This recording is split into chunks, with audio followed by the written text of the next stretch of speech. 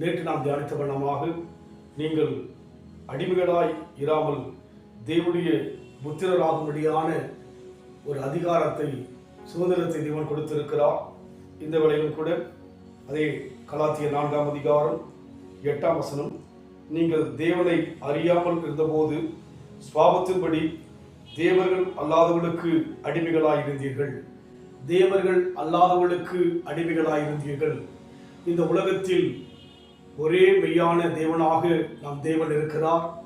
அவரே வானத்தையும் பூமியும் சகலத்தையும் உண்டாக்கின சிருஷ்டிகராக இருக்கிறார். இந்த உலக வழிபாட்டின் காரியங்களை குறித்து வேதம் விளக்கமாக தெளிவாய் சொல்கிறது, தேவர்கள் அல்லாதவர்கள் என்று சொல்லி. அதை குறித்து இன்னும் ஆழமாக வேதத்திலே ஆண்டவர் நமக்கு அநேக காரியங்களை சொல்லியிருக்கிறார். நாம் யாவரும் அறிந்தபடியினாலே நம் வாழ்விலே தேவனையே நோக்கி பார்த்து நம்முடைய பிரச்சனைகள், நம்முடைய வியாகுலங்கள், நம்முடைய வேதனைகள், நம் வாழ்க்கையில் வருகின்ற வியாதிகளுக்கெல்லாம் ஆண்டவர் சமூகத்திலே உரிமையோடு கூட நாம் பேசி நம்முடைய காரியங்களை சொல்லி பதிலை பெற்றுக்கொள்ள முடியும். என்று சொன்னால், உலகத்தினுடைய வழிபாடுகளை பார்க்கும்போது தேவர்கள் அல்லாதவர்களுக்கு அடிமைகளாக இருந்தீர்கள். நாம் கூட, நான் ஒரு இந்து குடும்பத்திலிருந்து ஆண்டவரை ஏற்றுக்கொண்டவன். 24 வயதுக்கு முன்பாக தேவர்கள் அல்லாத வழிபாடுகளுக்குள்ளாக அடிமையே இருந்தேன். ஆனால் இன்றைக்கு ஆண்டவருடைய ஜனமாக மாற்றப்பட்டு உரிமை பெற்று அவர் சமூகத்தில் அதிகமாக காரியங்களை கேட்டு அநேக ஜனங்களுக்கு ஆறுதல் சொல்லும்படியாக, தைரியப்படுத்தும்படியாக தேவன் இந்த அடிமை தெரிந்து கொண்டார். தேவர்கள் அல்லாத ஒரு வழிபாட்டில் முன்பாக இருந்த என் வாழ்க்கையிலே ஜீவனுள்ள தேவனை அறியும்படியான ஒரு கிருபையை கொடுத்தார். அதனால் நாம் அடிமைகளாய் இராதபடிக்கு ஆண்டவர் சமூகத்திலே நம்முடைய எல்லா காரியத்தையும் உரிமையாய் பெற்றுக்கொள்ள நம்ம ஒப்புக் கொடுப்போம். இந்த உலக வழிபாட்டின் மேல் நாம் கவனம் செலுத்தாதபடிக்கு ஆண்டவர் ஜீவனுள்ளவர் என்று நாம் விசுவாசித்து அவரை நோக்கி பார்ப்போம். நிச்சயமாகவே நம் தேவனே உலகத்தில் இருக்கிற எல்லோரை பார்க்கலும் பெரியவர் என்று சொல்லி பார்க்கிறோம். உலகத்தில் இருப்பவனை பார்க்கலும் உங்களுக்குள் இருக்கிறவர் பெரியவர் என்று சொல்லி வேதத்தில் பார்க்கிறபடினாலே நாம் தேவனை நோக்கி பார்த்து நம்முடைய தேவைகளை பெற்றுக்கொள்ள ஆண்டவர் விரும்புகிறார். அந்த அனுபவத்தில் போக நம்ம ஒப்புக் கொடுப்போம்.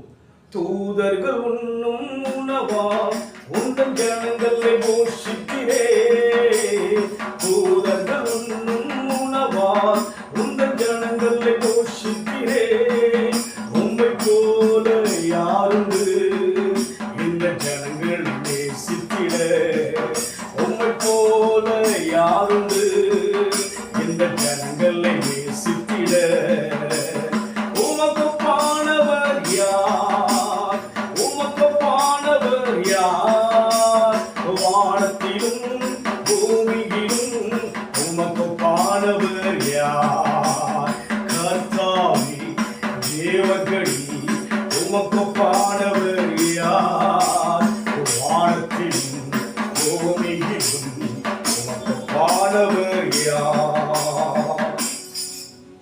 முற்காலத்தில் நாம் தேவர்கள் அல்லாதவர்களுக்கு அடிமைகளாய் இருந்தோம். இன்றைக்கு ஜீவனுள்ள தேவனை அடையாளம் காணவும், நமக்குள்ளே ஆவியானவரான தேவனை அனுபவிக்கவும், அவர் ஆட்கொள்வதை நம் வாழ்க்கையிலே செயல்பாட்டிலே விலகிக் கொள்ளும்படியான ஒரு பாக்கியத்தை தேவனே எங்களுக்கு கொடுத்தபடினால் உங்களுக்கு ஸ்தோத்திரம் ஐயா.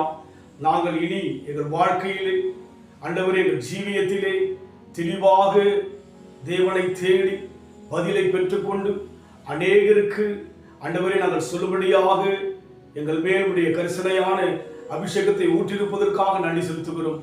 ஆசீர்வதிங்க இயேசுவின் நாமத்தில் பிதாவே, ஆமென். கர்த்தர் ஆசீர்வதிப்பாராக. God bless.